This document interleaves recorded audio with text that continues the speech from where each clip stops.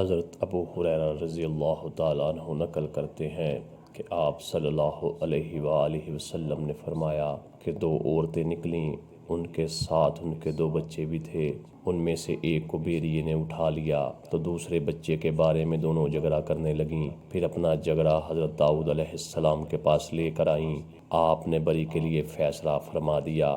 پھر حضرت سلیمان علیہ السلام کے پاس سے ان کا گزر ہوا تو حضرت سلیمان علیہ السلام نے فرمایا تمہارا کیا معاملہ ہے؟ دونوں نے آپ کو اپنا قصہ سنایا۔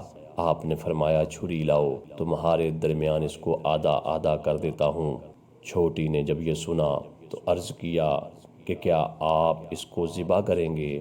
آپ نے فرمایا ہاں۔ اس نے التجا کی کہ آپ ایسا نہ کریں، میرا حصہ بھی اسی کو دے دیجئے۔ تو آپ نے فرمایا کہ یہ تیرا ہی بیٹا ہے، اور اس کے حق میں بچے کا فیصلہ فرما دیا۔